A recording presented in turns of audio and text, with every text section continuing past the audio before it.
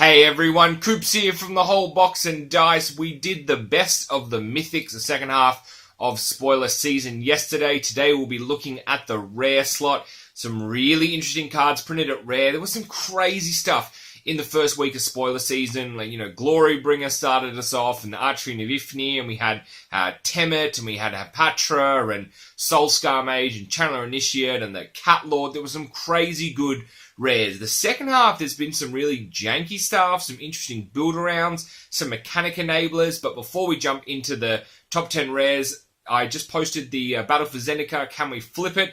Pretty much the Chase for Gideon edition, so check that out. I've probably got time for one or two more Can We Flip It's before Amonkhet comes out. We go into our 7 days of Amonkhet Can We Flip It, so if there's a set you'd like to see the Whole Box and Dice try and take on, please let me know. Let's jump straight into the rares, but like always, there is an honorable mention because I just can never nail it down to the number I want to do. So this one is Harvest Season. It's the sorcery for 3, 2 generic and a green. Search your library for up to X basic lands cards, where X is the number of tapped creatures you control, and put those cards onto the battlefield tapped, then shuffle your library. The reason why this is an honorable mention, and I actually think this could be one of the most valuable rares in terms like money-wise, because of the applications for things like Modern and playing Elves. Now, I know Elves can be a pretty fast deck and get out pretty quickly, and maybe you don't want to cast this if you're getting great value out of the things already in your hand, but just thinning out your deck and pulling a whole bunch of lands out and just opening up that value surely can't be a bad thing, especially with some of the cards that it plays to like refill its hand, for example, or grabbing some black mana for things like Shaman of the Pack. So I do think this card will see some value outside of standard, and that will drive the price up. You've got things like Cryptolith Rite and Loam Dryad in standard, so if you can get a whole bunch of stuff tapped down and play this, yes, I see the value. I'm just not sure where it fits into the ramp deck side of things, especially because they printed a lot of pieces already that help enable ramp. We've got some Simic stuff and some stuff in green in Amonkhet in addition to this. So interesting to see where it fits in, but I think if you grab some of these, hold on to them, because I think there'll be a value jump on this, pretty much just due to modern decks like Elves. Number 10, let's jump this one. Let's start it off. Dispossessors. I don't know why I said jump this. Let's start this off. This is Dispossessors, sorcery, 2 generic and a black. Choose an artifact card name. Search target opponent's graveyard, hand, and library for any number of cards with the chosen name and exile them. Then that player shuffles his or her library. At the 10 slot, a lot of discussion about this card. Some people are saying, why wouldn't you play Lost Legacy instead of this? I think this is a really solid card. Firstly, it's not double black, which I'm surprised by. So pretty splashable. It's not hard to get just one black mana. The fact that you can take things out, like if Aetherworks Marvel bounces back and is a thing, there's plenty of interesting artifacts that we saw in Amonkhet already. If they become an issue, it takes out the Torrential Gearhulk, takes out the Verdurous Gearhulk as well. If Black-White wants to be a thing and people start playing things like Cataclysmic Gearhulk in terms of like controlling the board, I just think there are so many targets that this can do a lot of damage with, and I think you will see this played in the sideboard just because it is a great response to some of the most powerful decks in the format at the moment, not even talking about vehicles. Like, obviously, it does a great job of shutting vehicles down, but not even touching on that, just all the other cards that this could potentially hit. And obviously, on top of that, you also have the vehicle hate as well. At the 9 slot, this one is really interesting. Gideon's Intervention, enchantment for 2 and 2 generic, double white. As it enters the battlefield, choose a card name. Your opponents can't cast spells with the chosen name. Prevent all damage that would be dealt to you and permanents you control by sources with the chosen name. Couple of things with this one. If you have Sigarda's Aid and you flash this on in response to your opponent casting something, does that mean they've already cast it and it does get to resolve? That'll be interesting to see how the ruling around that goes. You've got things like Thalia and Authority of the Consoles that already do shut things down, like Saheeli combo, and everyone's saying, oh, it's the answer to Saheeli combo. It's definitely an answer, and it's in the right colours, but you've got Manglehorn as well, which shuts it down because of the fact that copies come in as artifacts, so I'm not too sure, to be honest. I don't know if this is going to be an amazing card, but it's certainly an interesting one, and it has plenty of application in terms of that kind of like shutdown from playing. Very similar to Dispossessors as well, but obviously very different in the fact that it's a permanent enchantment. Next up, we'll be looking at, and this one is Cascading. Cataracts kind of snuck in. Wasn't really sure where to put this one in. It's the indestructible land. You can tap it for a colorless, pay 5 and tap this. Add 5 mana in any combination of colors to your mana pool. And I'll read you the little flavor text. The power that flows here cannot be denied, but where is its source? And that is from the lovely Nissa. The reason why this is on the list is I feel like this is your bolus enabling land, which is crazy. It's indestructible, so that's super annoying. I don't know if there's going to be some kind of like enchantment ritual to summon bolus, maybe something crazy like that, where you need one of each color. In the interim, if allies stick around, and at least for a short period of time, with things like Mimic, this helps enable that deck for sure. So interesting to see where it fits in. Just purely from the potential to be a key part of enabling bolus is why this has gotten on the list, and I think there is definitely some legitimate reason to be terrified about the bolus planeswalker that we're going to see in Hour of Devastation.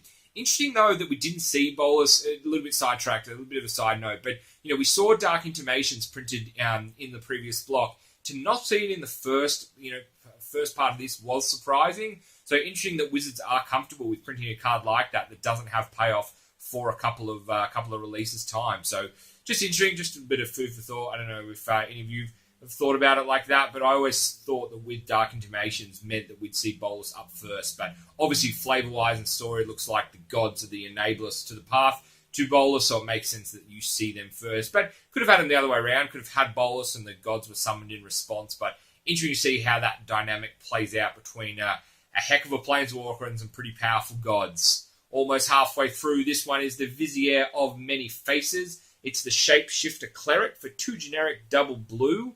You may have Vizier of Many Faces enter the battlefield as a copy of any creature on the battlefield, except if Vizier of Many Faces was embalmed. The token has no mana cost. It's white and it's a zombie in addition to its other types. This one is just really funky. These kind of clone creatures, not obviously the same as things like Permeating Mass, but similar to cards like Permeating Mass. I think the fact that it's in blue and you can copy something like a Torrential Gearhulk is just nuts. The fact that you can bring it back. The fact that you can pick either side of the board is crazy as well. I love the Embalm feature on this card.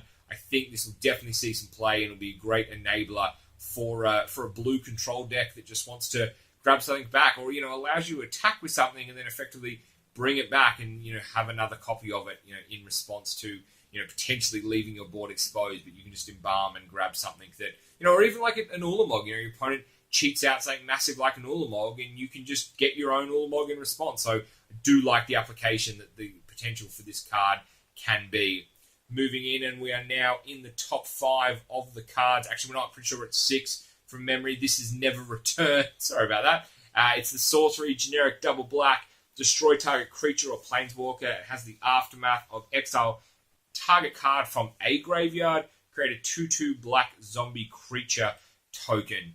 This I really, really like. Obviously, we're going to be losing Ruinous Path. We would have supposed to already lost Ruinous Path, but that's sticking around. I think this is better than Ruinous Path, only for the fact that I didn't always like that you had to have such a huge amount of mana up to get the value. I like that you can split that cost over 2 turns with a card like this. Still hits a creature, still hits a planeswalker. It's looking pretty obvious we're not going to get that instant speed planeswalker destruction spell that I personally have been begging Wizards to print in Standard. So interesting to see where this fits in. I think it'll replace Ruinous Path, just because the fact that you can take out, an embalmed creature from a graveyard, or even if Delirium is still a strategy for a while, you can take out that enchantment or that land or that least likely card that they're going to have a lot more difficult replacing, out of their graveyard or in their graveyard. So moving now into the actual top 5 of these cards.